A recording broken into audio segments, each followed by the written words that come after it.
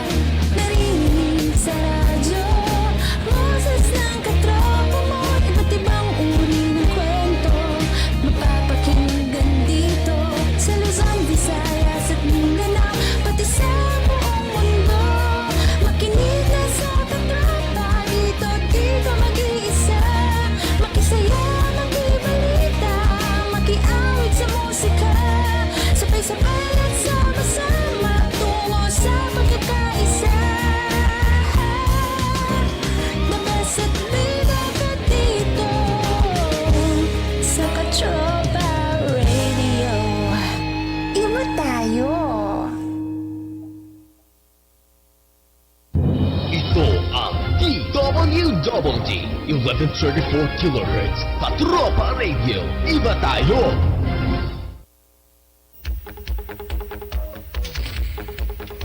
Sa pagsahit ng ganitong oras sa himpilang ito, nakatutok at aalingaw-ngaw ang Kanyon! Kanyon! Pakinggan ng mga kuro-kuro hamon sa mga pangunahing balita, tutumbukin at hihimayin ang ugat ng mga maiinit na issue. Kanyon! Kanyon! Kanyon ng komentaryo at serbisyo publiko, si Rolly Canon.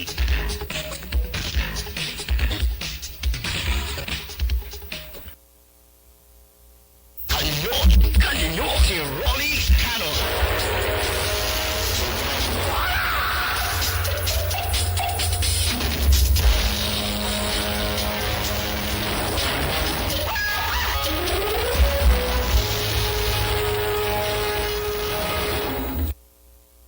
Magandang umaga sa inyong lahat, mga kababayan.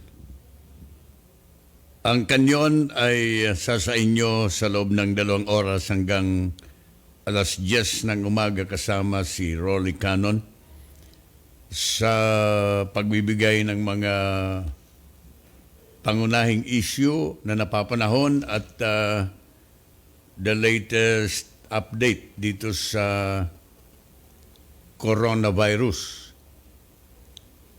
Dumating na po sa bansa ang novel coronavirus. No? Kahapon, inanunsyo ni Health Secretary. No? Nagulat ako. Pero sabi ko nga sa inyo nung mga nakaraang linggo, hindi malayo na talagang darating sa ating bansa ang kinatatakutan na coronavirus na ito. Dahilan sa wala naman tayong travel ban sa arrival ng mga Chinese nationals dito sa ating bansa. Until now, ang palasyo ng Malacanang ay hindi po masyadong parang masasabi natin walang desisyon. Baka hindi interested ang palasyo na magkaroon ng pagbabawal sa mga turistang inchik sa Pilipinas. No? Narito ngayon sa mga balita na ang Pangulo ay hindi kumbinsido na dapat ipagbawal. No? Si dating Secretary and now Senator Bongo ay medyo positibo. Sang-ayon sa kanyang i-recommend kay Pangulo, if possible, no? Kung kinakailangan ang pagbabawal ng mga arrival ng mga Chinese tourist dito sa ating bansa. Si Senator Go, kakausapin niya yata si Presidente. Kukumbinsihin si Pangulo na ipagbawal nito. No? Nauna rito, sang-ayon sa Palasyo at sa Department of Health, na willing na ipagbawal ang lahat ng mga eroplano galing sa Wuhan o kaya doon sa Hubei, China.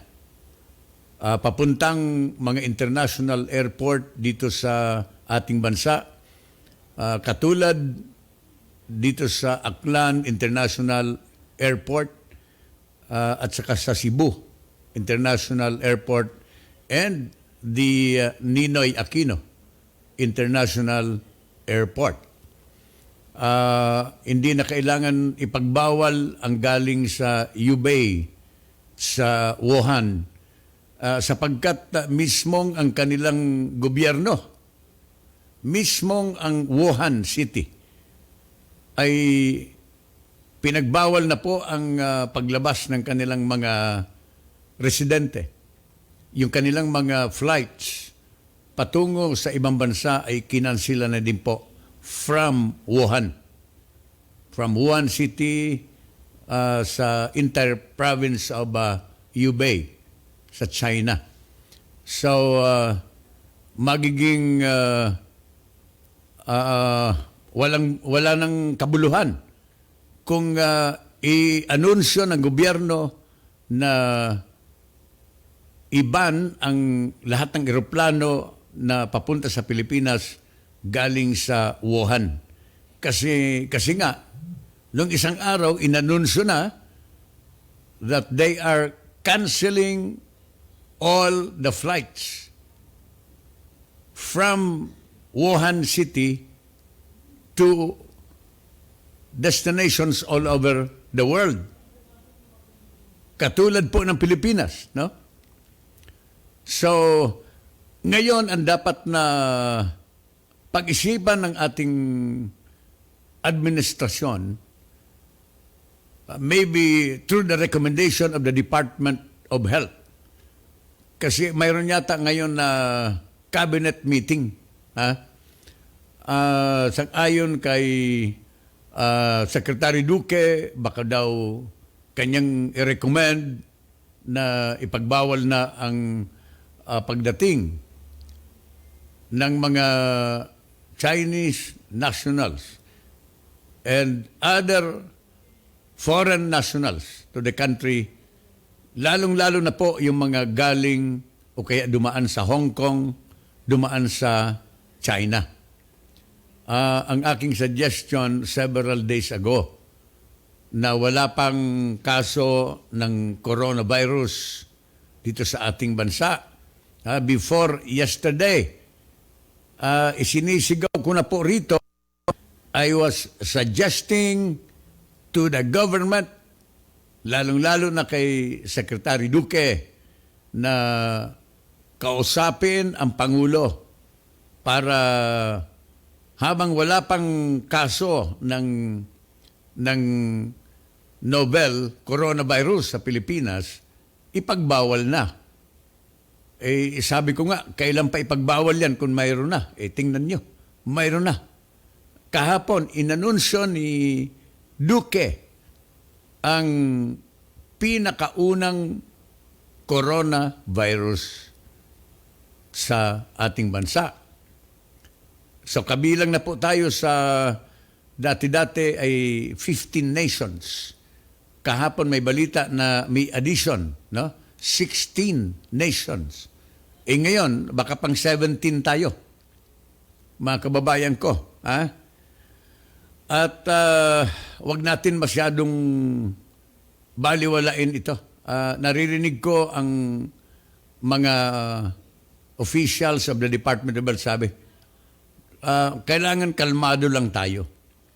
Alam po ninyo, sa ganitong pagkakataon, mahirap maging kalmado. Pero hindi ko naman sinasabi na magpanik tayo. Pero kailangan, habang kalmado tayo, kailangan nakikita natin sa pamunuan ng ating gobyerno, lalong-lalo na sa mga ahensya na direktamente na dapat sila ang maasahan natin ay talagang 100% ang kanilang aksyon. Hindi ko sinasabi na walang ginagawa si Secretary Duque. Si Secretary Duque ay aktibo. Almost every day, mayroon siyang update sa taong bayan regarding the situation of the novel coronavirus in the country. Every day, nakikita natin sa television si Secretary Duque. Masipag naman si Secretary, but mukhang huli na ang lahat sapagkat nakapasok na. Dapat sana noon pa ay gumawa na tayo ng aksyon.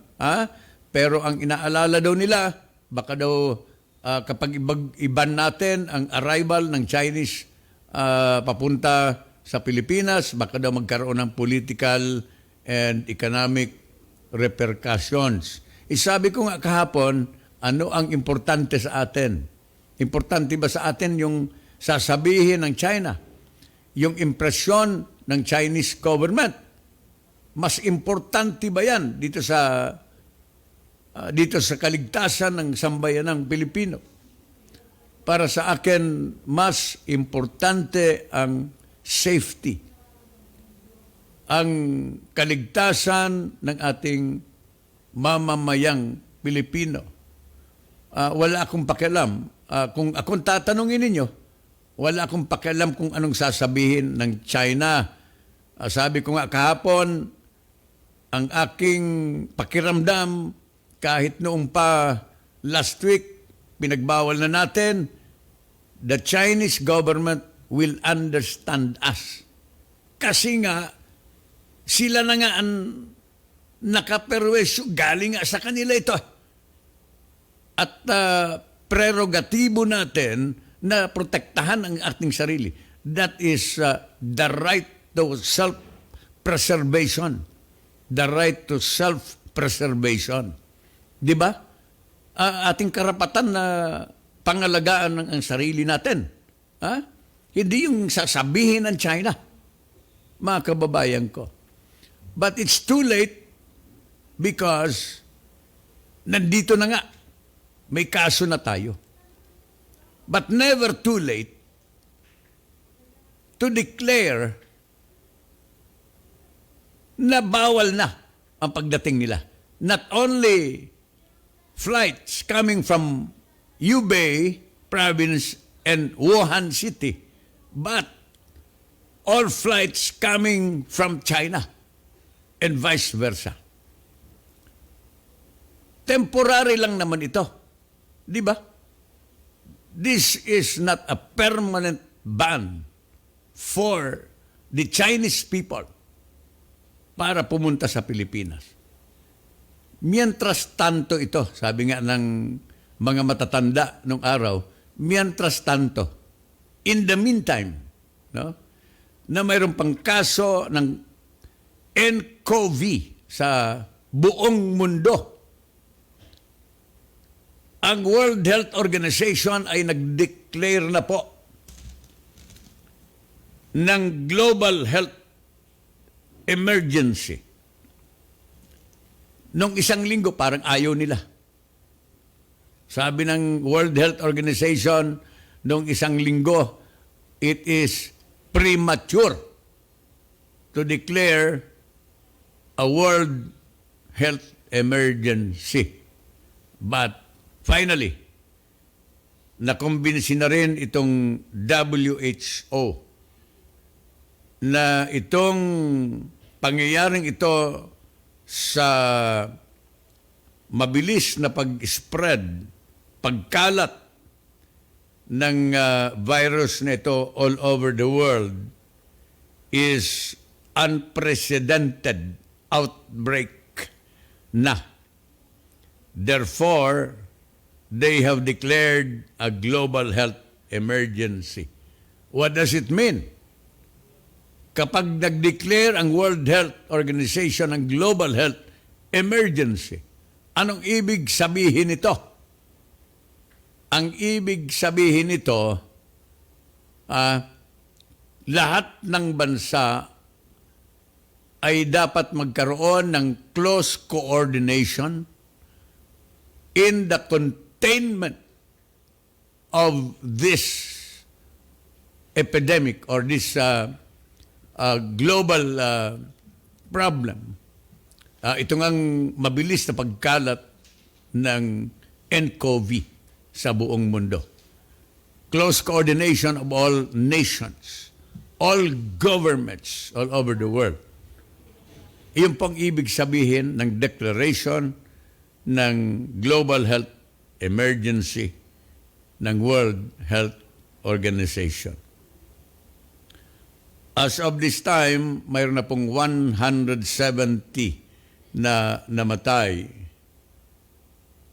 Sa Ebandyaryo, sabi nila 7,000 infected. 7,000 cases all over the world. But kanina narinig ko, because of the widespread, a very fast spread ng virus, close to 8 million close to 8 million people now all over the world are infected by the nCoV. Mga kababayan ko. Well, sabi ni Secretary Duque, this is not alarming because only about 2.1% ang death toll dito. Pero para sa akin, Mr. Secretary, alarming pa rin yan. Siguro kung 1% lang, okay lang. Ay 170 na ang patay sa China. Mga kababayan ko. This is really a global concern, global emergency concern. Doon daw sa China, 38 deaths in one day. 38 na patay sa isang araw. China counted 170 deaths from a new virus yesterday, and more countries reported infections, including some spread locally. Ayan. Ang bilis nito, 38 deaths in one day, with a total of 170 ngayon. Okay, so ulitin ko para doon sa mga kabubukas lang ng radyo, mayroon na pong ibinalita si Secretary Duque na first coronavirus infection positibo sa Pilipinas. 38-year-old female tourist from Wuhan City in China. Ang Wuhan City, yan po ang epicenter of the global novel coronavirus. Ayan. Ito ay unnamed Chinese woman. She was admitted January 25 or 4 days after arriving in the country. She is currently asymptomatic or no longer manifesting symptoms of the respiratory infection. Okay, nasa San Lazaro Hospital na pala ito. Ang babaeng ito na 38 years old na Chinese national ay nasa San Lazaro na. San Lazaro Hospital. Okay. Medyo hindi naman daw masyado ang symptoms ng babae, sabi ni Duque. Asymptomatic. Ang ibig sabihin, not manifesting too much symptoms of the coronavirus. Sana maayos naman ang kanyang kalagayan, no? Sabi ng gobyerno, huwag tayo magpanic dito because the government is looking for some remedy para makontain ang spread ng virus na ito. The government gave assurance that it is undertaking measures to contain the country's first case of novel coronavirus. Sabi ng ating gobyerno, kalmado lang daw tayo. Relax lang. Relax lang mga Pilipino, kalmado lang tayo. Wala yan.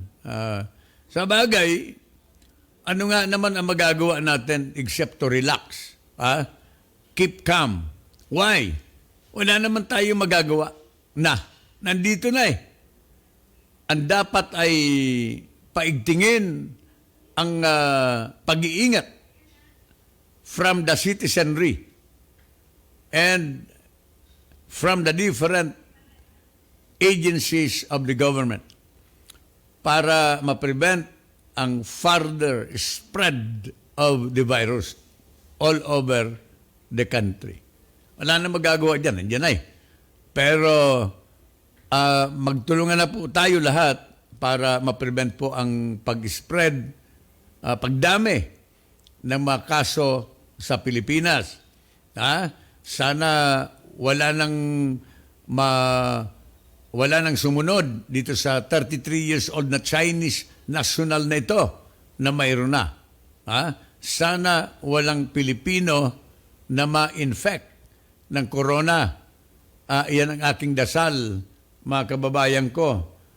In fact, ang Catholic Church ay nagpalabas na rin po ng Oratio Imperata, yung kanilang mga dasal to prevent the widespread ng pagkalat ng virus sa buong bansa. No? I think the different congregations, mga religious groups all over the country, not only the Catholic Church but other Christian groups, born-again Christians, mayroon din po sila mga ginagawang mga pagdasal, maigting na pagdasal sa pag-contain para wag kumalat ang virus na ito sa mga Pilipino. No? Kasi napakahirap po ito. As of this time, ang magagawa lang po natin, prevention. Katulad ng mga sinasabi ni Duque na maghugas tayo ng kamay. Iwasan na yung pag-abrasa. Alam niyo, abrasa, yung shaking hands. No? Iwasan ang mga tao na umuubo at walang cover ang kanilang bibig. Yan. Yung mga tao, if you are having colds and cough, yung mga may mga sipon at umuubo, kayo ay gumamit ng face mask para hindi na po gumalat ito sa mga kababayan natin. So, yun lang ang magagawa natin, mga kababayan, nothing more, because iyan po ang diyan lamang natin makukontain, makatulong tayo sa hindi na paglaganap ng nasabing infection sa buong Pilipinas, no?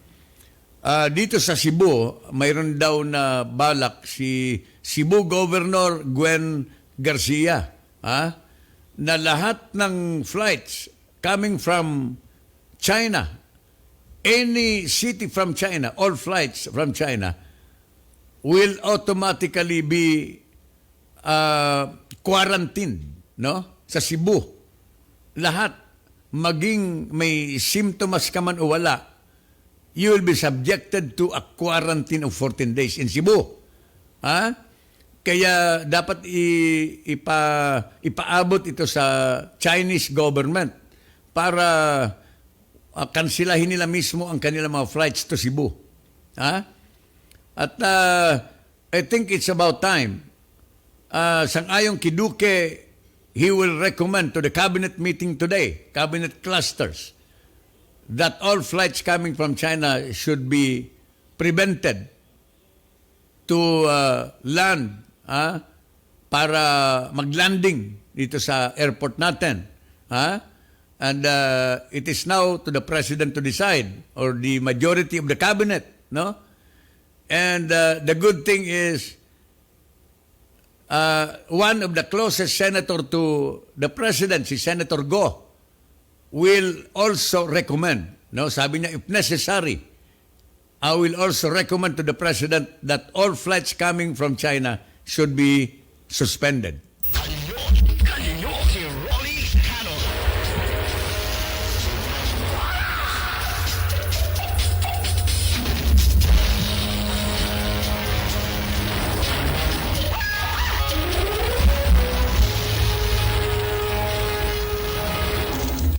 Ituloy po natin ang ating mga tinatalakay dito sa isang periodiko nga. Itong WHO calls to act on the coronavirus, calls for the world, no? Mayroong panawagan Last Wednesday, basahin ko sa inyo, sabi dito ng World Health Organization, nagbibigay daw sila ng warning to all governments to take action over the deadly SARS-like virus spreading from China. Ayan. Yung mga citizens ng US ay ibinalik nila sa Amerika. Pinull out na nila yung mga nagtatrabaho sa China. Ganon din sa France at iba pang bansa. Dito sa atin yung mga Pilipino OFWs doon, hati ang kanilang decision. Ang ibang mga Pilipino gustong umuwi, yung iba ayaw. Kasi ang rason nila, doon naman daw pinangangalagaan sila ng gobyerno, di naman sila pinapabayaan, at baka daw kung magkaroon sila, pati pamilya nila ay mahawaan.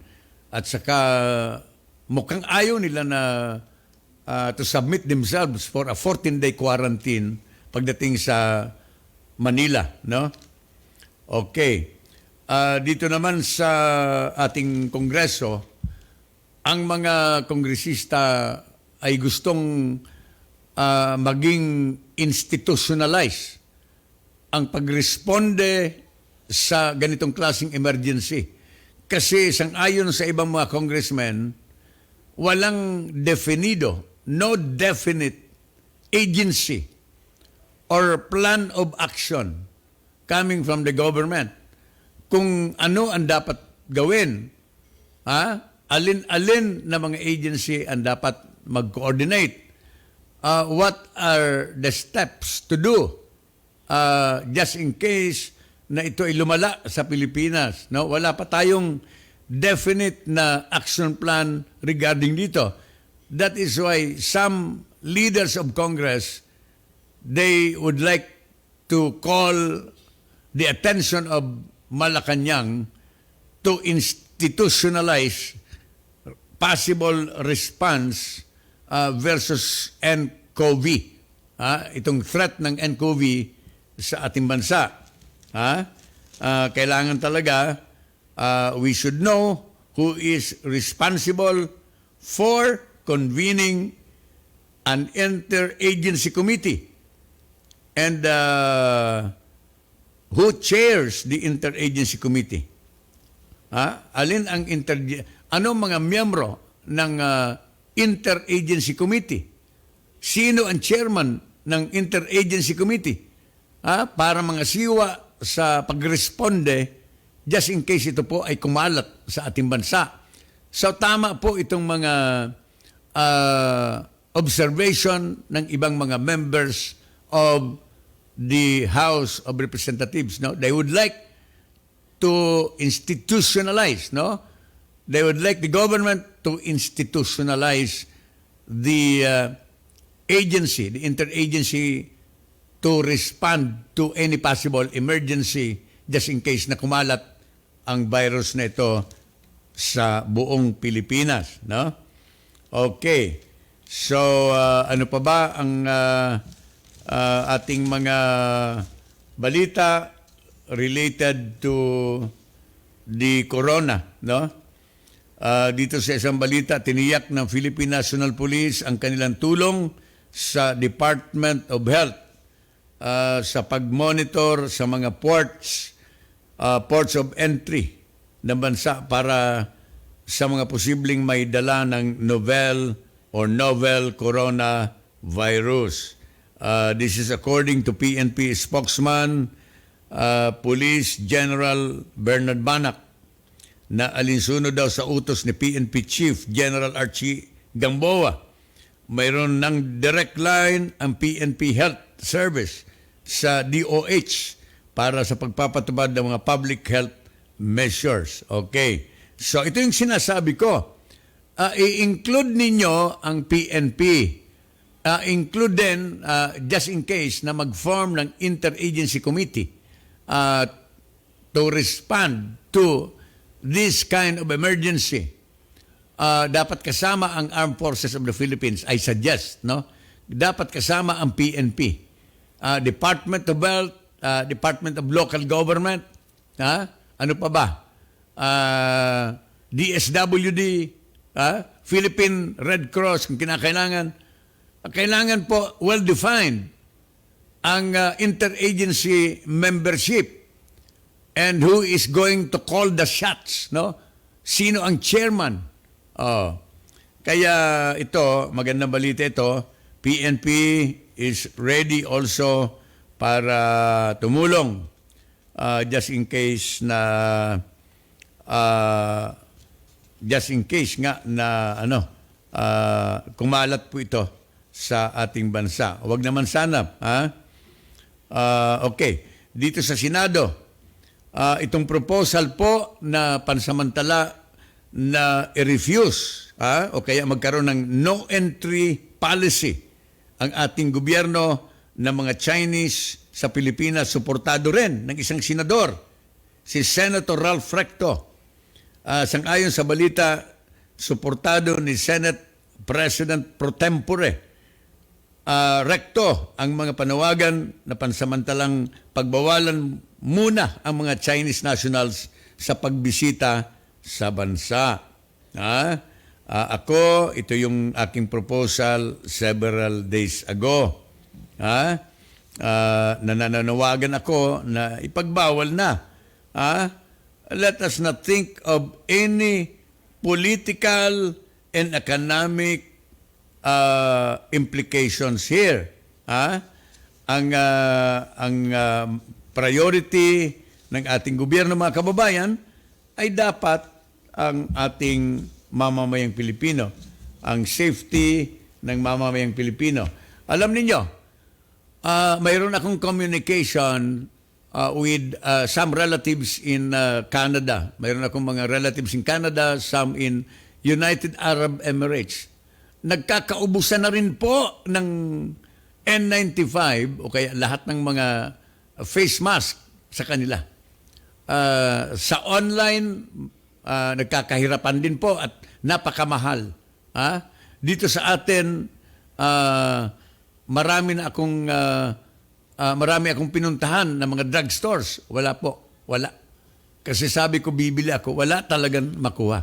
Lalong-lalo na, as of yesterday, ang balita, dumami ang mga naghahanap ng face mask because of the first case of coronavirus as announced by Secretary Duque. No? Kaya wala talaga. Kaya ang dapat natin paghandaan ngayon, yung kalinisan, sang-ayon kay Secretary Duque, dapat laging ang kamay natin ay malinis, no? Magsabon tayo for at least 20 seconds, no? Kumanta muna ng happy birthday bago balnawan ang kamay. So ito po ang suggestion ng Secretary Duque para hindi lalo wala tayong contamination. At higit sa lahat, palakasin ang immune system natin. Kanyon, si Rolly Canon.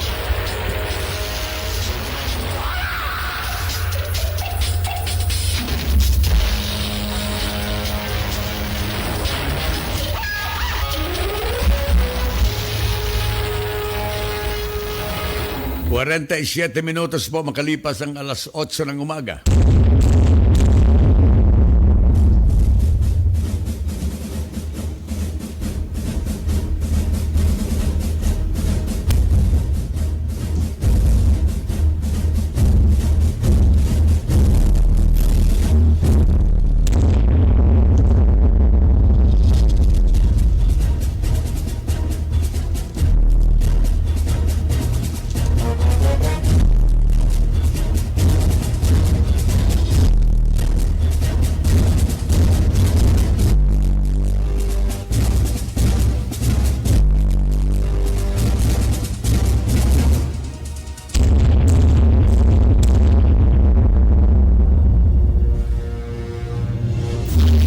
Kanyon, si Rolly Canon.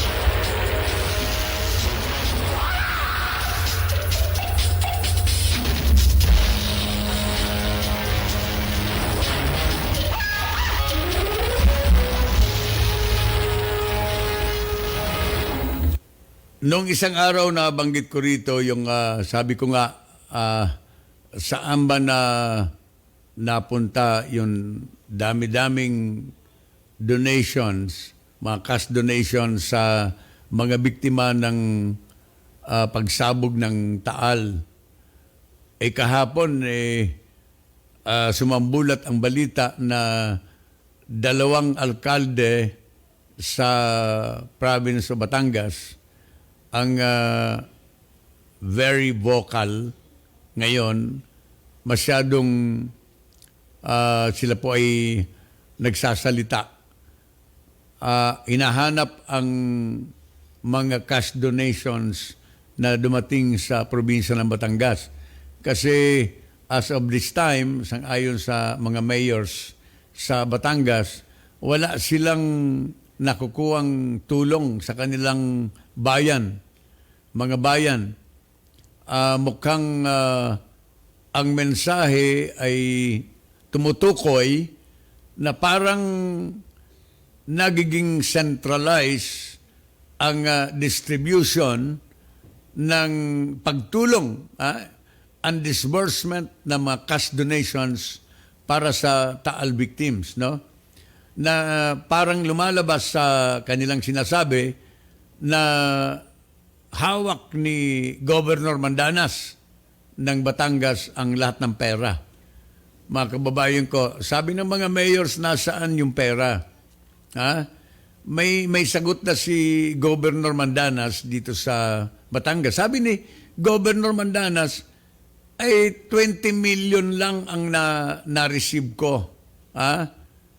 At yun naman ay naibigay na natin sa mga direkta sa tao. Pagkain, mga, ewan ko kung direkta sa tao na binibigyan niya ng cash. No? Dapat, Mr. Governor, para hindi kayo mapagitna sa mga intriga nito tungkol sa funding, tungkol sa donations na ito, ay dapat mayroon kayong listahan ng disbursement ninyo. Dapat mayroon kayong personal auditor, may personal accountant kayo. Because it is just very easy for anybody na sabihin, ginastos ko na. Binili ko na ng pagkain. Binigay ko na sa tao. Binigyan ko ng ganitong pera. Napakahirap yon. Ako siguro, kung nasa lugar ako ni Governor Mandanas, ay yung aking accountant ko dyan sa governor's office, sa provincial governor, sasabihin ko, i-account mo nga ito. Ilista mo nga ito lahat ng mga gastos natin. Para pagdating ng panahon, ay mayroon tayong ebidensya na ginastos natin. It is not enough na sabihin natin na ginastos na natin ito. At maraming naniniwala that the total donations from other countries, no, including donations coming from corporations, no, at iba pang mga ano bang tawag yan, yung mga organizations, mga individual na nagbibigay ng tulong ng pera, yung mga foundations, na nagkakaroon po ng fundraising para ibigay ang pera sa victims of Taal, ay ang paniniwala ng marami, hindi lang po 20 million.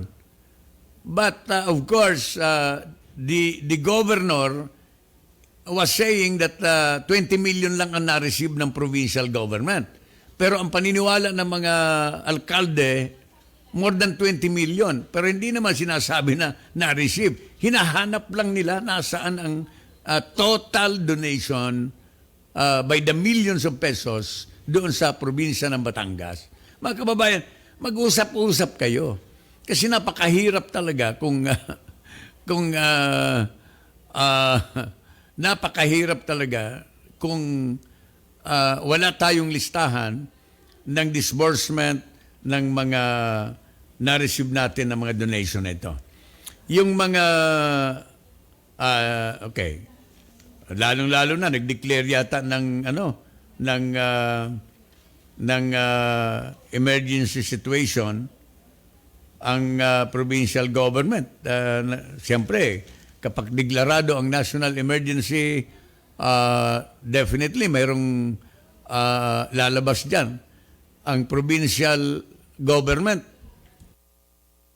mayroon pong kapangyarihan na maglabas ng funds coming from the provincial government. Dapat lahat all accounted for ang mga gastusin ng ating gobyerno. Not only dito sa mga probinsya kundi pati sa national government, no? Sa national government mayroon tayong COA. Yan. Pero ito, I don't know if this is subjected to COA audit. Itong mga itong mga donations nito, sa akin, ang tingin ko, kailangan siguro dito, provincial auditor na lang. Hindi na siguro COA, kundi provincial auditor ng Batangas provincial government. Okay, para hindi kayo nag-aaway-away dyan ng mga alkalde na tila pinagdududahan ang provincial leadership sa ngayon. Okay, oras natin 55 minutos na po makalipas ang alas 8 ng umaga dito sa palatuntunang Kanyon.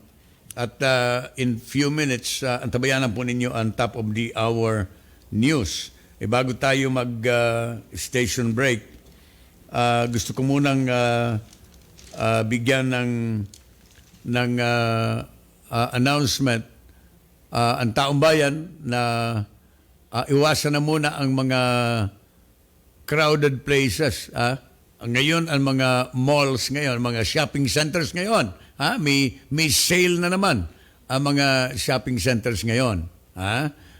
Sweldo, nang may mga sweldo, may 3 days sale na naman na announcement ang isang malaking shopping center. Iwasan na po muna ninyo yan para hindi tayo nagkakaproblema. Mahirap na. Maraming Chinese nationals dito na nag-shopping dyan. Mahirap na. Di ba? Okay. Ang tabayanan, ang top of the hour news pagkatapos ng ating pagpapakilala. Ito ang DWWD 1134 kHz. Balita, impormasyon at musika. AM at FM pinagsama. Ito ang Katropa Radio. Iba tayo. Kayo ay nakatutok sa 1134 kHz. DWDD Katropa Radio. Iba tayo. Kami po ay kasapi ng KBP, kapisanan ng mga broadcaster ng Pilipinas. News and information on DWDD 1134 kHz. Ngayon na. Magandang umaga. Malugod na tinanggap ng mga tauhan ng BRP Gregorio Velasquez ang bagong mamumuno na kapitan sa pamamagitan ng isang Chains of Command ceremony na pinamunuan ng Commander ng Sealift Amphibious Force Commodore Ernesto Baldovino na isinigawa sa Pier 30 ng South Harbor, Manila noong Huwebes, ika-30 ng Enero. Pinamunuan ni Commodore Benjo Negranza ang BRP Velasquez sa loob ng 1 taon at 1 buwan bago ipinasa ang katungkulan na pamunuan ang nasabing barko kay Commodore Bernardo Carpio na dating namuno bilang commanding officer ng BRP Waray. Dinaluhan ang nasabing pagtitipon ng Commander ng Philippine Fleet Rear Admiral Giovanni Carlo Bacurdo bilang keynote speaker na nanguna rin sa awarding of Command at Sea Plaque and Badge kay Commodore Benjo Negranza para sa matagumpay na pamumuno sa iba't ibang barko ng Philippine Navy. At yan ang balitang hatid ng News Express Top of the Hour News. Ako ang inyong Junior Katropang Charles, nagbabalita dito sa DWWD Katropa Radio. Iba tayo. Ito ang DWWD 1134 kHz. Balita, impormasyon at musika. AM at FM pinagsama. Ito ang Katropa Radio. Iba tayo. Kayo ay nakatutok sa 1134 kHz. DWDD Katropa Radio, iba tayo. Kami po ay kasapi ng KBP, kapisanan ng mga broadcaster ng Pilipinas. The University of Rizal System is an integration of three higher educational institutions in Rizal Province, which are the former Rizal Polytechnic College, Rizal State College, and Rizal Technological University Antipolo Campus. On August 11, 2001, Republic Act 9157 established the University of Rizal System with the 9 campus as the main campus and has 9 satellite campuses in Morong, Ilalia, Rodriguez, Antipolo, Angono, Dinaonan, Cainta, Cardona, and Taytay. Since the grant of university status, URS has evolved from a lesser-known integrated state university into a recognized higher educational institution. At present, URS is a Level 3 and developing SUC offering 127 CHED-recognized courses in all campuses. The university was recognized by the Accrediting Agency of Chartered Colleges and Universities in the Philippines, or AACO, as the number 1 SUC with the most number of programs granted accreditation status, the number 1 SUC with Level 1 accredited programs, and number 2 with the most number of accredited programs. Hence, the university gained recognition as the top-performing school with the most number of accredited programs given by the Accrediting Agency of Chartered Colleges and Universities in the Philippines. It is the only HEI in Rizal that offers graduate degrees in agriculture as well as selected undergraduate degrees in arts, engineering, fishery, social work, and sciences. The university is now guided by its new vision of becoming the leading university in human resource development, knowledge and technology generation, and environmental stewardship. To attain this new vision, the university focused its institutional development towards public recognition and awareness of URS excellence, excellence in human resource profiling, university-wide infrastructure and facilities development, and excellence in academic and administrative processes and services. Likewise, the university has forged ties with international companies in Israel and Malaysia for its international practicum and on-the-job training programs. The university also established its Mechatronics Center, Biodiversity Center, and Sustainable Agriculture and Natural Resources Institute. With the assistance from Guru Nashan Foundation Incorporated, the university has served as a training center for Department of Education teachers in the province through the enhancement and expansion of capability in Information Technology and English, or EXITE program. The creation of the Culture and Arts and Sports Development Offices contributed to the preservation of the rich art and cultural heritage of the province, as well as nurtured the athletic development of future Olympians. Physical development is on the rise. Academic buildings in all campuses, student centers, newly equipped and renovated university library, complemented with Starbucks e-library, as well as a newly renovated gymnasium. World-class science and technology and engineering buildings, GAD Center building, and Micro Hydro Center building. URS boasts of more than 500 highly qualified faculty members, supported by almost 300 well-trained support staff and administrative officers, serving around 17,000 students from laboratory to graduate schools department. The strong collaboration with Department of Science and Technology, or DOST, as well as Department of Trade and Industry, or DTI, led to the establishment of Food Testing Laboratory and Electronic Digital Science Library. Support from the provincial government and local government units has resulted to construction of new academic buildings and upgrading of existing science, engineering, and ICT laboratories. To date, URS is the top DTI shared facility partner institution. URS ranks first as the nationwide model of DOST Starbucks partner institution. URS is one of the best civil engineering schools of the country based on PRC licensure performance. It is also a DepEd training partner institution in K-12 education. Likewise, Simeo Inatech has forged partnership in distance learning with certified and internationally accredited IXL's flexible learning tutors. the university is recipient of the Most Outstanding Accounting Office, given by the Philippine Association for Government Budget Administration Incorporated, or PAGBA. It has the most innovative projects in livelihood as certified by the Philippine Association of Extension Program Implementers Incorporated and the Tennessee Renewable Energy Economic Development Council. URS ranks 9 nationwide out of 239 SUCs offering agriculture, as evidenced by school performance in the agriculturist's licensure examinations. Likewise, URS was ranked 10th out of 150 schools nationwide in the 2018 School Performance Ranking in Electrical Engineering Licensure Examinations.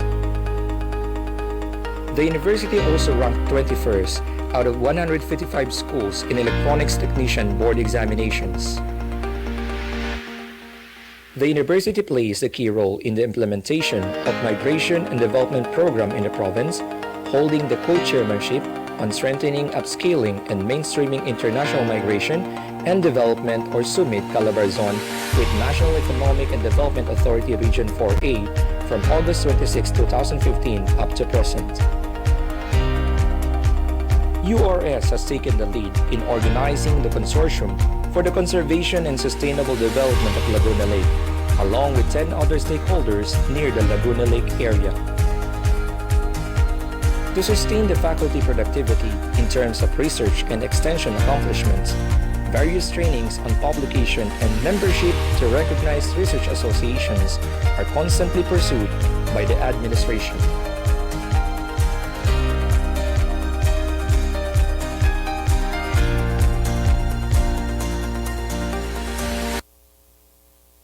Hornet 95, wind calm runway 02 right, clear to land. Clear to land, Hornet 95. We measure time in seconds. Distance in nautical miles.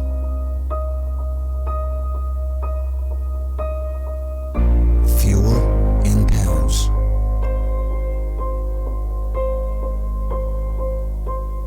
And power with thrust. Along with the courage, dedication, and patriotism of our men and women, it is our duty to keep this country strong and sovereign. Guardians of the skies, bearers of hope, champions of peace. Pagdayon, Philippine Air Force.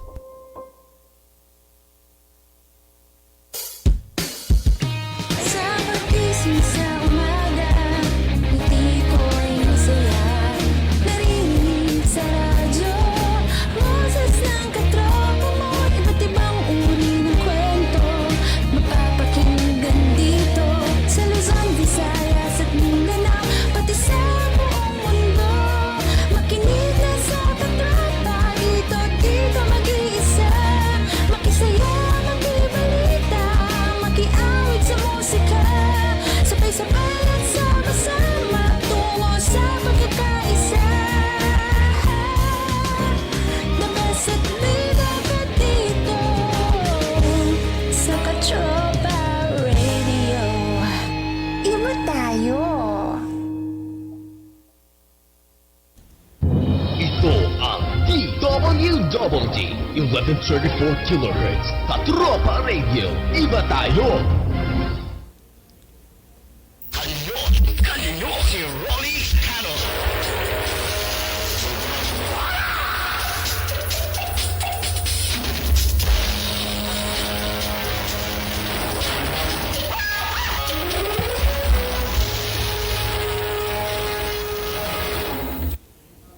Tuloy po ang kanyon hanggang alas 10 ng umaga.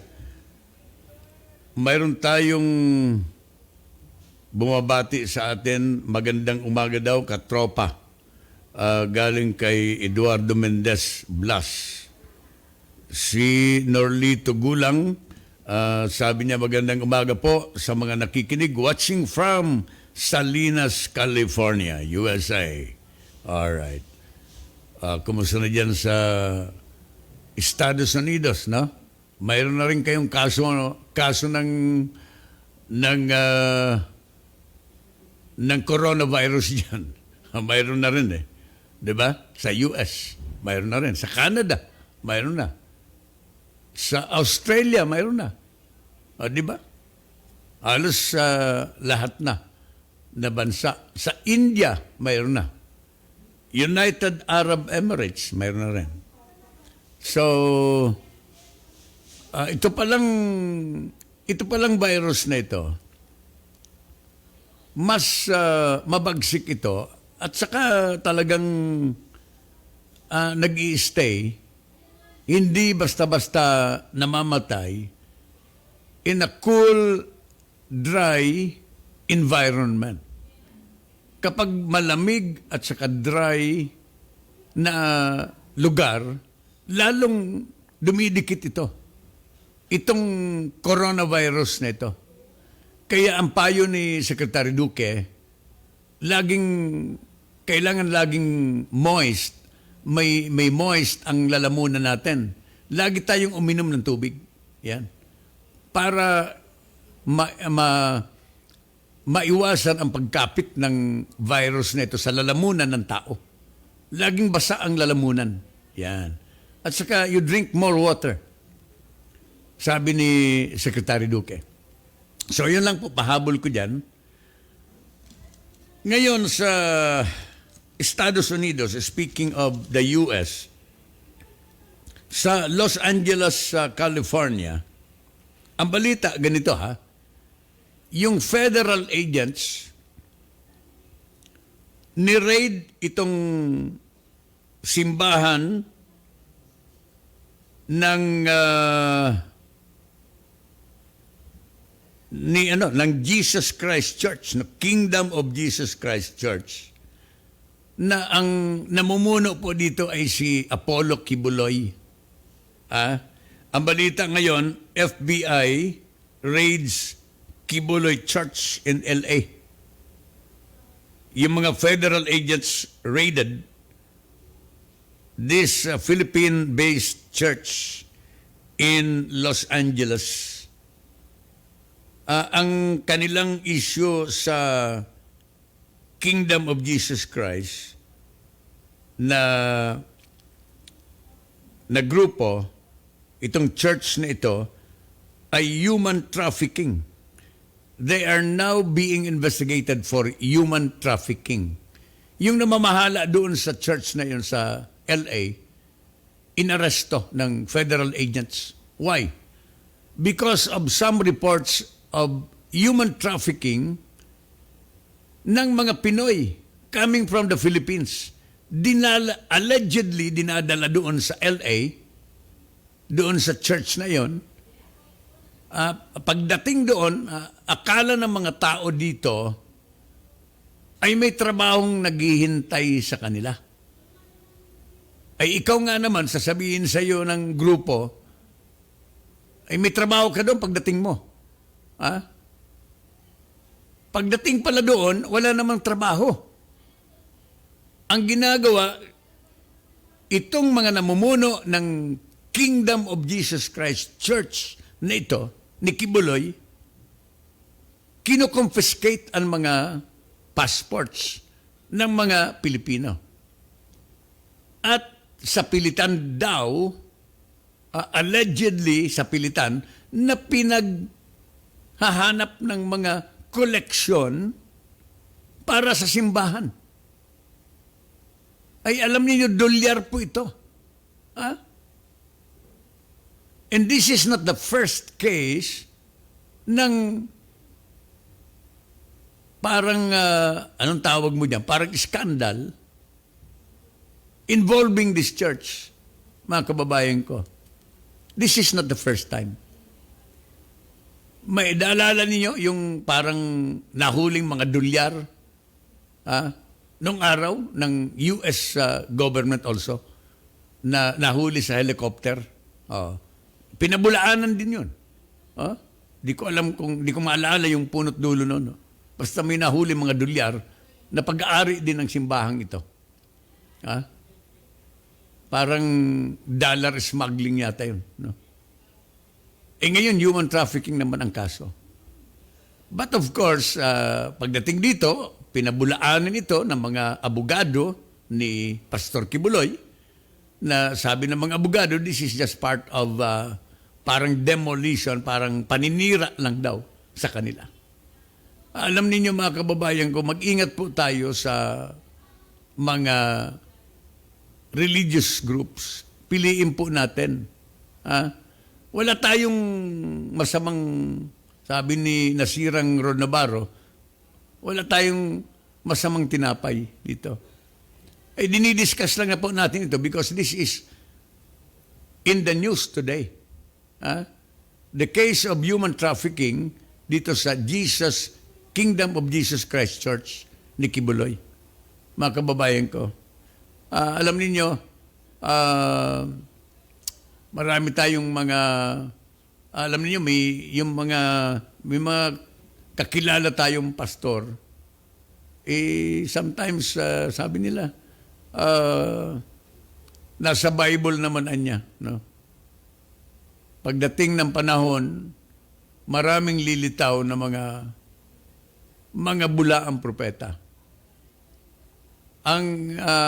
Ito po ay isang statement na a general statement, not specifically applicable sa isang specific na religious group, no? Ako lang po kinikwento ko lang sa iyo yung sabi sa akin nandiyan naman na yan sa Bible that pagdating ng panahon ay maraming bulaang propeta na lalabas, no? Ewan ko kung yung mga kinabibilangan natin na mga religious organizations ay nabibilang sa yung mga namumuno ay bulaan. I don't know. Mahirap naman magsabi. Kayo na lang ang mag-assess kung ang kinabibilangan yung mga religious order, maging Katoliko, maging born again, maging any Christian group, ay totoo o hindi ang mga tinuturo. At saka yung mga activities, no? Pagdating sa pera, lalong-lalo na. Ito'y nire-report lang po natin, no? Wala naman tayong sinasabi masama patungkol dito sa particular na religious group, mga kababayan ko. Kasi di naman tayo pwedeng maghusga sa kanila. Sino ba naman tayo? Di naman tayo Diyos, no? Di naman tayo judge. Napag-uusapan lang po, mga kababayan ko, because this is in the news today. Sabi dito, FBI raids Kibuloy Church in LA. Tayo naman sa radyo ay ang ating role sa radyo ay to inform, to entertain, and to educate the people. So we are now informing the people. Di ba? And in a way, we are educating the people to be careful sa lahat ng bagay, no? Not only in our association with different groups also, but also yung ating affiliation with different church organization. Napakadami po na mga organizations ngayon, mga congregation, mga organisasyon, mga Christian groups, Catholic groups, ang dami. Ang dami-daming mga grupo ngayon. Sabi ko nga, isa sa mga role ng media, katulad natin, ay to educate the people and to inform the people. Kaya ito yung ginagawa natin, no? Not necessarily to malign a certain individual or to malign a religious organization. Hindi natin sinasabi ang mga bagay nito kung hindi ito related sa mga balita sa periodiko sa ngayon, mga kababayan ko. So anyway, balikan natin yung kalagayan doon sa Batangas, sa probinsya ng Batangas, no? kahit na ito yung kalagayan ng mga biktima ng taal doon, natabunan na po ng issue tungkol dito sa coronavirus. Di ba nawala bigla? Ha? The very hot issue of the situation of our brothers and sisters in the province of Batangas ngayon ay parang nabura. Medyo nakasingit lang kagabi sa mga newscast sa television yung pag-alboroto ng dalawang alkalde sa Batangas. Hinahanap yung mga millions of pesos na funds, donation doon sa mga biktima sapagkat wala daw silang naisussustain ngayon sa mga kababayan nila dahil walang dumarating. Nakasentro daw doon kay Governor Mandanas. Na may sagot naman yung gobernador na itinulong niya na daw sa mga tao. Kaya sabi ko nga kanina, earlier in the program, sa first part ng programa natin, kailangan din may listahan. Kailangan i-clear ni Governor Mandanas yung bagay na ito. Kasi napakahirap na mapagsuspetsahan ka ng mga constituents mo dyan sa Batangas. Mahirap. Kailangan talaga may present na accounting record itong provincial government. Importante po yan, lalong-lalo na sa mga politiko. Ngayon, mayroong proyekto ang provincial government of Batangas ngayon, yung tinatawag nilang Ash for Cash. This is being offered to all Taal evacuees, no? Na maghakot sila ng sako-sako.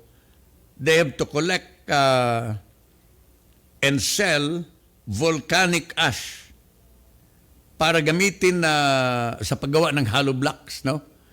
And they will be paid for that. Maganda po ito. Para ito yung parang pera sa basura. O kaya doon sa ibang municipality and cities in Metro Manila noon na nauso yung rats, nauso yung mga daming mga ano bang ano yung daga yan. Nauso yung ang daming daga. Sabi ng pamunuan ng bayan, bibili namin ang mga daga. Yan. So mga tao, they started to kill. Nagkaroon sila ng rat hunting. May mga hunters na para doon sa mga daga. As a means of livelihood. Maraming daga, maraming kita. So nawala yung pagkalat ng maraming daga sa area. Gatulad din dito. Ito'y double purpose.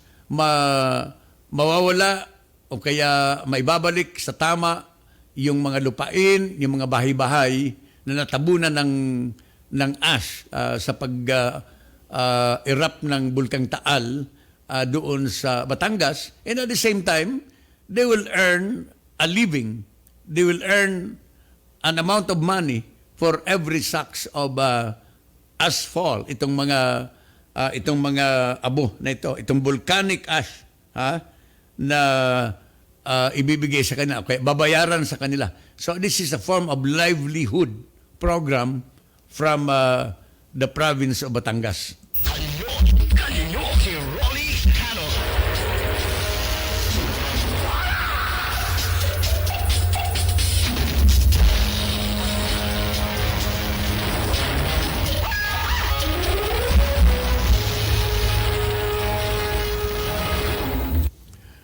Okay, nung mga nakarang araw mga kababayan, mayroon tayong mga report ng mga pag-abuso ng mga Chinese nationals dito sa ating bansa. Nandiyan na yung mga umiihi sa kalye along Ayala Avenue dito sa Makati. Nakunan po yan ng litrato. Tatlo yata o apat na Chinese nationals early in the morning, presumably galing sa happy-happy, galing sa inuman. Umiihi, Diyos ko. At saka yung doon sa Plaza di Dilaw, sa Intramuros, Manila, na isang pumupopo doon sa plaza, mga kababayan. At iba pang mga misbehavior ng Chinese nationals dito sa ating bansa.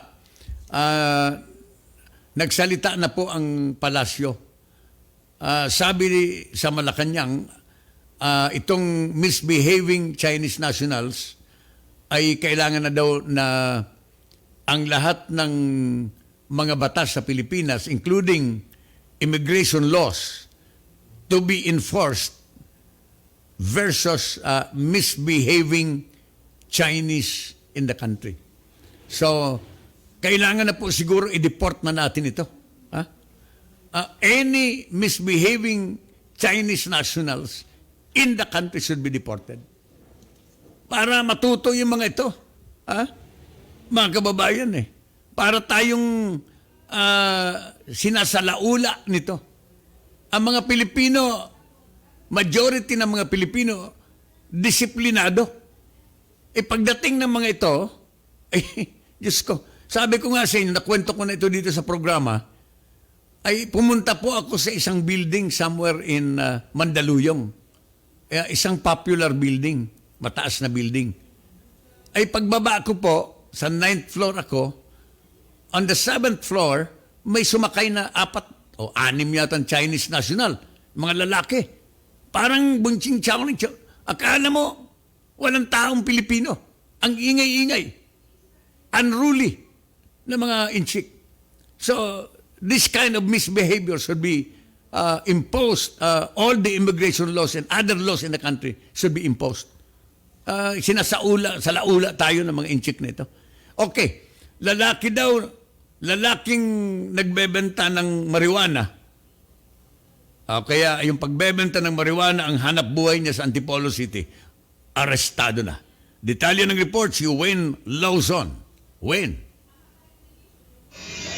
Walang kawala sa mga otoridad ang isang lalaki na ang hanap buhay ay magbenta ng marijuana makarang maaresto sa buy-bust operation sa lungsod ng Antipolo. Sa ulat ni Antipolo City Police Chief, Police Lieutenant Colonel Alvin Consolacion, kay Rizal Provincial Director, Police Colonel Renato Alba, nakilala ang suspect na si Glyn 20 Matado, alias Isiya, 24 anyos, walang asawa, tubong Camarines Sur, at nakatira sa Block 9, Lot 28, Natalia Avenue, Antipolo Hills, Barangay San Luis, Antipolo City.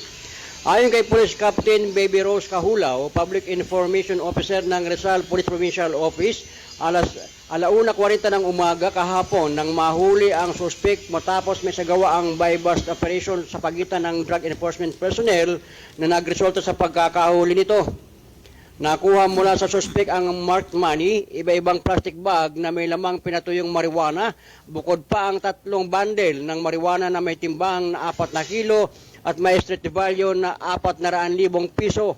Kasalukuyan nang nakakulong ang suspect sa Antipolo City PNP Lockup Cell at sinampahan na rin ng kaukulang kaso dahil sa paglabag sa Republic Act 9165 ng Comprehensive Dangerous Drugs Act. Para sa DWD Katropa Radio, ako ang inyong katropa, Wayne Lawson.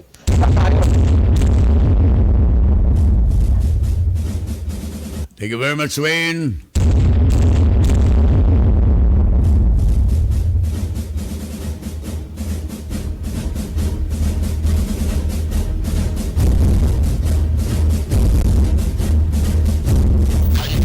Kanyon, si Rolly Canon.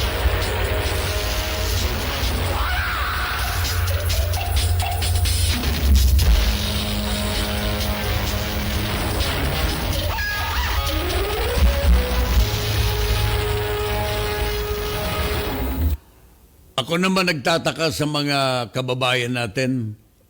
Mahigit ng 3 taon ang laban ng ating Pangulo ng administrasyon ni Presidente sa droga.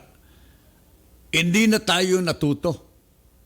Almost every day, mayroon pong kaso ng nahuhuli, nagkakaroon ng mga buy-bust operation, namamatay yung mga drogista, mga drug addicts.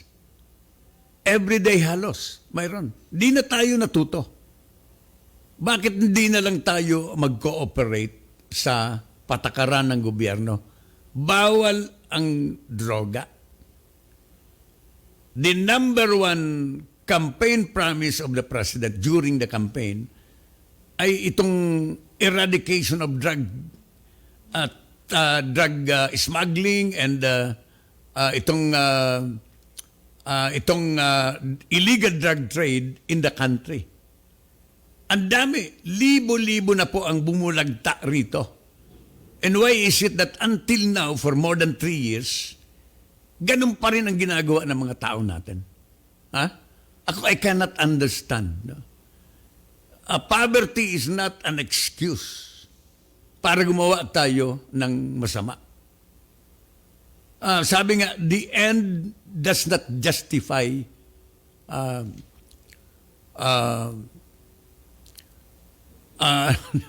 ano ba yan? Kalimutan ko tuloy. Na-disrupt ako. The end does not justify the means. So, ito po, mga kababayan, ang sinasabi ko. Dapat mag-cooperate na po tayo. Ha? Another one is the insurgency problem in the country. Yung China na pinagmulan po ng communism na kinopya sa Pilipinas, they're now involved in big-time business. China now is one of the emerging superpower in the world. In fact, they are now a superpower. Ako nagtataka, why is it that until now sa Pilipinas, nandiyan pa rin ang Communist Party of the Philippines, NPA, to continue to rebel against the government? Diyan ako nagtataka. Kaya kung minsan, hindi na ideology ito eh. Pera-pera na lang siguro ito. Di ba kayo nagtataka?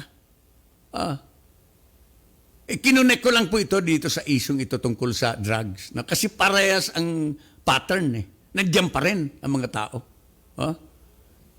Di ba kayo nagtataka for the past 50 years? Itong NPA, Communist Party of the Philippines, they've been fighting every administration, every government for the past 50 years with the end and view of take over or taking over the government. Parang government take over ang gusto nila. Patayan dito, patayin doon, laban dito, recruitment dito. They've been fighting for more than 50 years. Wala naman nangyayari. Why is it that they are still there? Mga kababayan ko, ito yung ako dapat we have to join the President. Ang Presidente gustong tapusin ang insurgency dito sa ating bansa para magkaroon po tayo ng unity para sa progreso. Ako po ay naniniwala na kapag walang unity, walang katahimikan, kapag walang peace sa isang bansa, hindi po yan totally magiging matagumpay ang bansa na yan. Naalala ko noon when we were talking to former Mayor Bayani Fernando noon. Sabi niya, kung ang halimbawa ko niya dyan, halimbawa isang kalye sa bayan, ay magulo ang kalyeng yan. Halimbawa, notorious ang kalye na yan. Sino ang magtitinda dyan? Sino ang magtatayo ng ihaw-ihaw dyan? Sino magtatayo ng sari-sari store dyan? Sino magtatayo ng grocery dyan? Restaurant dyan? Matatakot because magulo. Kaya ang peace and order is one of the requirement for every country, for every towns and cities or province and country para sa progress ng bansang yan. Pag wala pong katahimikan, if there is no unity in the country, wala. Kaya nga the government now is doing everything para matapos itong insurgency problem sa ating bansa. To attain this goal of progress dito sa ating bansa. Itong ekonomiya natin na sinasabi na maayos ang GDP natin, bullish ang economy, ako po ay hindi masyadong naniniwala dito. Karamihan dito ay mga sa papel lang. Sa papel. The real yardstick ng progreso ng bansa at saka ng progreso ng isang tao, ng citizens ng isang bansa ay hindi po nakukuha doon sa mga estimate ng mga economic managers. No? Ang yardstick dyan, in reality, tatanungin natin ang sarili natin, karamihan ba sa mga Pilipino kumakain ng at least 3 times a day ng good food, nutritious food? Nakapagpapaaral ba sila sa mga pribadong eskwelahan? Sila ba ay mayroon ba silang nakakapaglabas ba silang pamilya at least once a week para lamang magkaroon ng recreation ang pamilya? These are the real yardstick so that we can say that the citizens of this country ay talagang maunlad at masagana. Mga kababayan ko, aside from that, kung walang ganun, hindi natin masasabi na talagang maunlad ang isang bansa. Mga kababayan, tayo po ay mag-station break muna, and after that, magbabalik si Rolly Canon hanggang alas 10 ng umaga. Ito ang DWWD 1134 kHz. Balita, impormasyon at musika. AM at FM pinagsama. Ito ang Katropa Radio. Iba tayo. Kayo ay nakatutok sa 1134 kHz. DWDD Katropa Radio. Iba tayo. Kami po ay kasapi ng KBP, Kapisanan ng mga Broadcaster ng Pilipinas.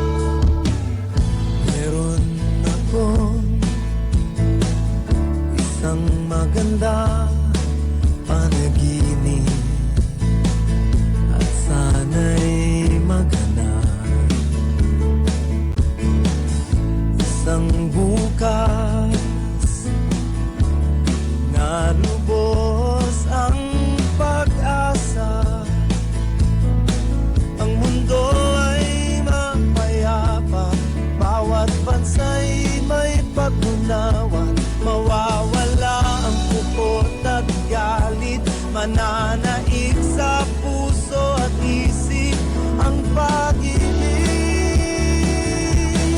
Darating din ang araw, sisikat din ang umaga.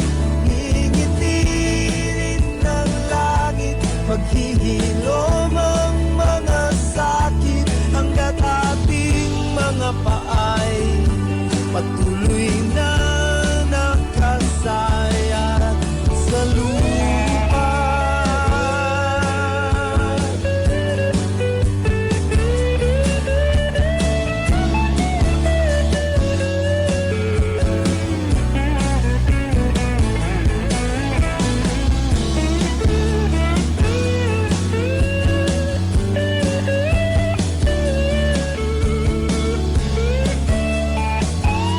At paglabas mo sa kalsada ay ngiti ang iyong makikita. Mawawalang puot at galit, mananaig sa puso at isip ang pag-ibig.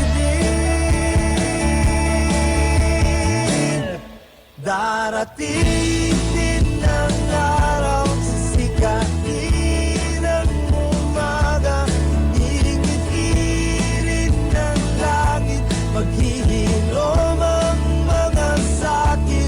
Darating din ang araw, sisikatin ang umaga. Ngingitirin ng langit, mawawalang puot at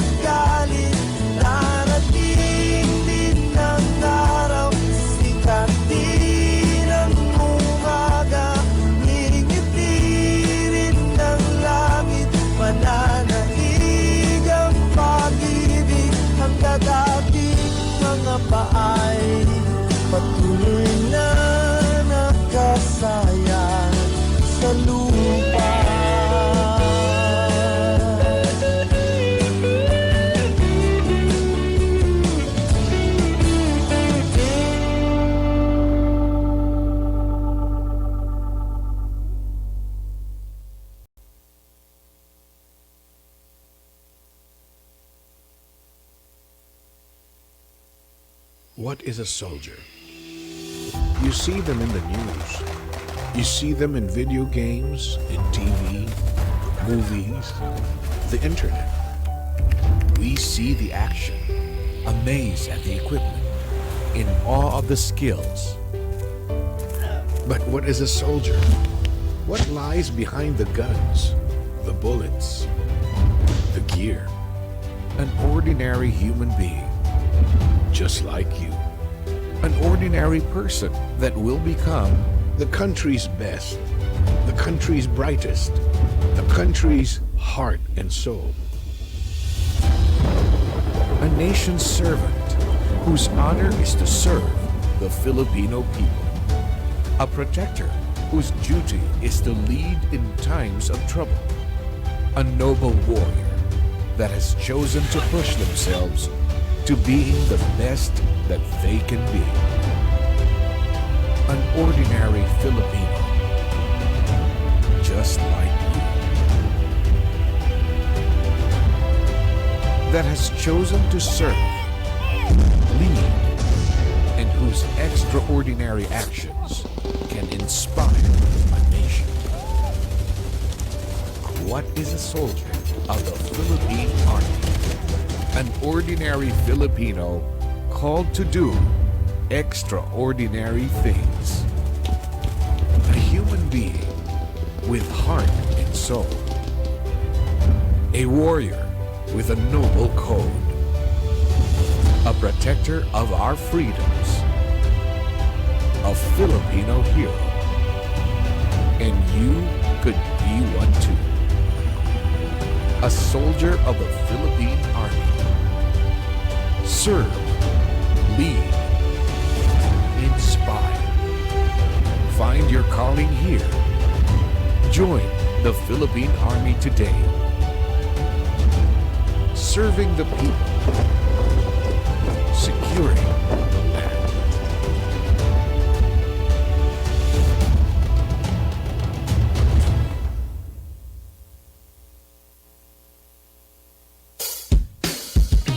Sa pagising sa umaga, ngiti ko'y masaya. Narinig sa radyo, boses ng katropa mo. Iba't ibang uri ng kwento, mapapakinggan dito. Sa Luzon, Visayas at Mindanao, pati sa buong mundo. Makinig na sa katropa, dito mag-iisa.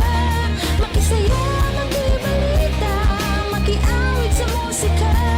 Sabay-sabay at sama-sama, tungo sa pagkakaisa. The best at may dapat dito sa Katropang Radio. Iba tayo. Ito ang DWDD 1134 kHz Katropa Radio. Iba tayo! Kanyon, si Rolly Canon.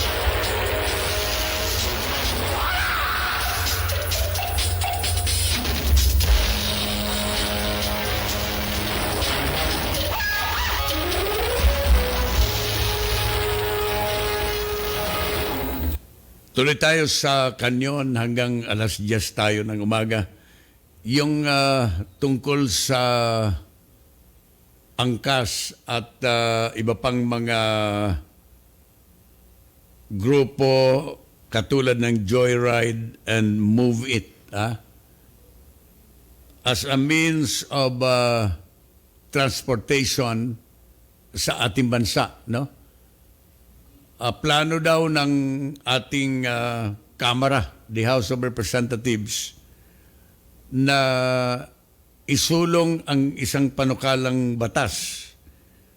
Itong Amendment to Republic Act 4136 or the Land Transportation and Traffic Code to make motorcycle taxi services legal in 2 months' time.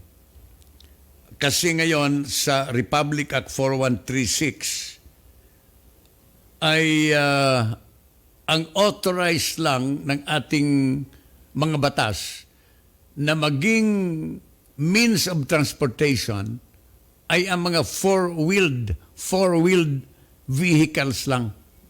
Yung dalawang gulong ay hindi pa authorized, no? Therefore, kailangan i-amend itong provisions of the Republic Act 4136. There has to be an amendment to it para maging legal itong two-wheeled vehicles na ito, itong mga motorcycle taxis na ito, para maging legal na means of transportation dito sa ating bansa. Ito daw ang pangako ng mga taga-kamara. Ang akin dito, you have to wait for the conclusion. Ano ba talagang recommendation ng Technical Working Committee? Kasi may Technical Working Committee dito ang Department of Transportation, ang LTFRB. Why don't we just wait for it? If the Technical Working Group will recommend to Congress or to the House of Representatives that they found out that this two-wheeled vehicle, itong mga motorsiklong ito ng angkas at iba pa, ay dapat bigyan ng accreditation, gawing legal ito sa pamamagitan ng pag-amyenda ng nasabing Republic Act, isa kayong umaksyon. Ay hindi pa nga po nagre-recommend itong Technical Working Group na ito, ay umaaksyon ang Kamara. Kung minsan ako, nakikita ko, these are just all reactions in aid of re-election of some members of Congress. Di ba? Parang pagpapalakas because, if you have, halimbawa, if you're talking about 27,000 and then 90,000 na yatang authorized, that is an additional vote to this politician in their particular district. Di ba? Malaking boto kasi ito. That is why most of the members in the House, they are now preparing for the amendment dito sa batas na ito para sa pabor dito sa angkas na ito at iba pa. Mga kababayan ko, sabi ko nga, we have to wait for the findings and recommendation of the Technical Working Group. Huwag muna ninyong pangunahan, mga congressmen. Huwag ninyong pangunahan. Mga kababayan ko. Kung akong tatanungin ninyo, I am not in favor of this. Bakit? Sabi ni Secretary Villar ng Department of Public Works, middle of this year or within this year, gaganda ang traffic situation along EDSA. 20 to 30% na kaluwagan along EDSA and other major thoroughfares in Metro Manila. Sabi ni Secretary Mark Villar ng DPWH, by 2021, 40 to 60% ang kaluwagan ng EDSA and Metro Manila because of the various projects of DPWH ng ating gobyerno. Mga interconnection, mga shortcuts ng mga skyways. Ang dami ng bubuksan. Middle of this year at saka yung next year. Kung naalala po ninyo, ang justification ng mga angkas na ito, ang justification nito because of the yung hardship ng mga nag-oopisina, nalilate ang mga nag-oopisina because of the traffic situation in the country. Iyon ang justification nila dahilan sa marami anyang tumatangkilik, dahilan sa traffic, nalilate ang mga empleyado. Kung by 2021, 40 to 60% ng kaluwagan ng traffic in the major thoroughfares in Metro Manila, including EDSA, There's no need for this. Hindi na kailangan itong mga motorcycle taxis na ito. Mga kababayan ko, kasi nagiging lansangan na ng motorsiklo ang EDSA ngayon at iba pang mga kalsada dito sa Metro Manila. Ang mga parking spaces po, mga kababayan ko, because of this angkas, ay halos yung mga parking spaces ng mga kotse ngayon ay occupied na lahat, halos kalahati ng motorsiklo. Para makabuti ang motorsiklo. Lalong-lalo na kapag naging legal ito, baka wala nang maparadahan ang mga kotse. Lahat na lamang motorsiklo. Baka dyan sa EDSA, lahat na lamang 75% or even 80% ay motorsiklo na. Mga kababayan ko, palagay ko balansehin po natin ito. Again, gusto kong ulitin dito sa Kongreso. Itong mga congressmen na ngayon ay nagbabalak na nagpapalakas na para mag-i-eleksyon na naman kasi. Nagpapalakas na dito sa mga angkas na sila ay mag-i-sponsor ng amendment dito sa Republic Act na ito to make angkas at iba pa, to make them legal in 2 months' time. Again, I'd like to appeal to you. Wait for the final recommendation of the technical working group of DOTR. At huwag kayong pabigla-bigla. At saka, kindly talk to Secretary Mark Villar tungkol sa sinasabi niya na hindi na kailangan na umangal pa tayo sapagkat by 2021, 40 to 60% ng congestion dito sa EDSA and some other major thoroughfares ay maayos na po, mga kababayan.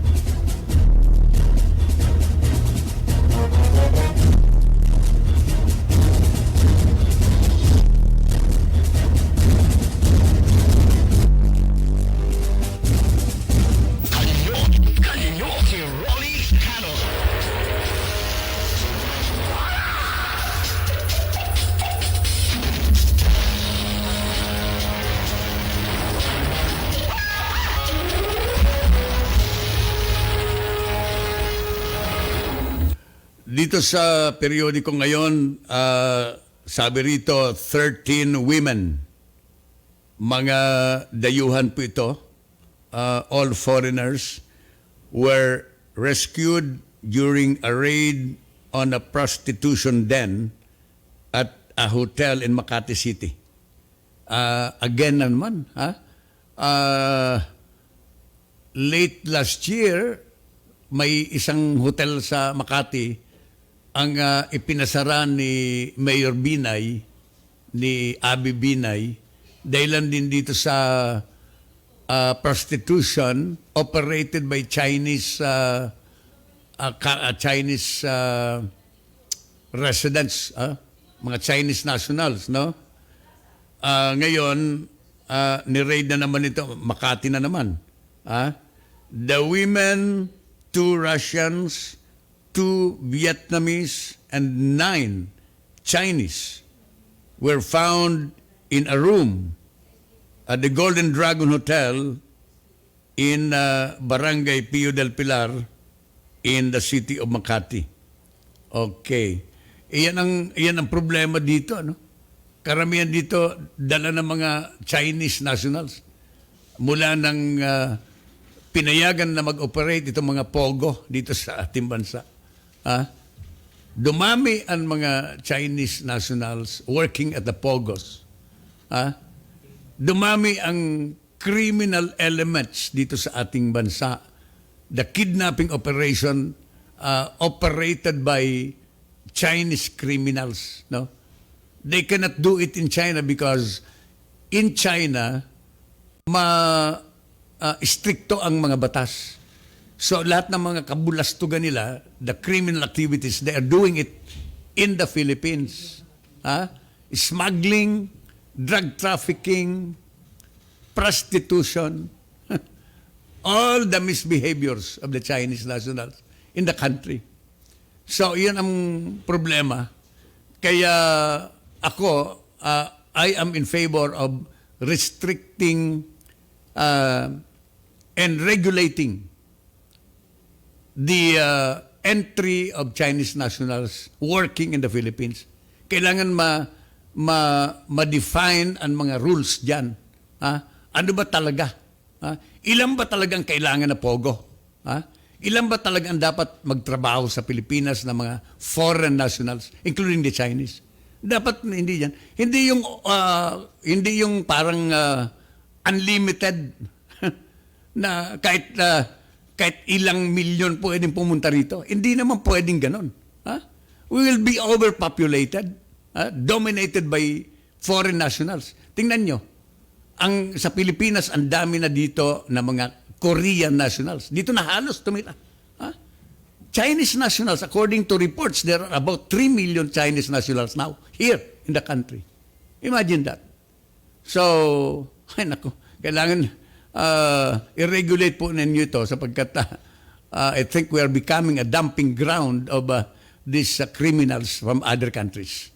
Mga kababayan, sumain niyo po sa loob ng 2 oras ang programang KANYON na sumasa inyo every day from 8 to 10 in the morning dito po sa istasyon ng DWDD Katropa Radio. Antabayanan po ang top of the hour news at iba pang mga programa susunod kaagad. Ako po ay gusto magpasalamat sa ating mga opisyal dito sa ating himpilan at dito sa technical department for their support. Okay? Sa mga Bicolano, Diyos sumabalo sa Saino Gabos, mga tugang, si Rolly Canon, magbabalik Monday morning at 8 o'clock to 10. Bye-bye. I pray for peace. Kanyon! Inyong napakinggan si Rolly Canon sa isa na namang matalinong pagtalakay ng mga issue. Maraming salamat po at abangan ang kanyang pagbabalik at muling pagputok ng Kanyon! Ito ang DWDD 1134 kHz Katropa Radio. Iba tayo!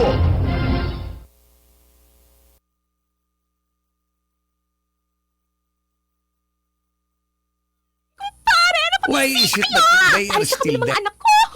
Akalain mo ba namang Corps Commander ang panganay ko si Tanyo? Yun lang naman ang pinakamataas na posisyon ng Reserve Officer Training Corps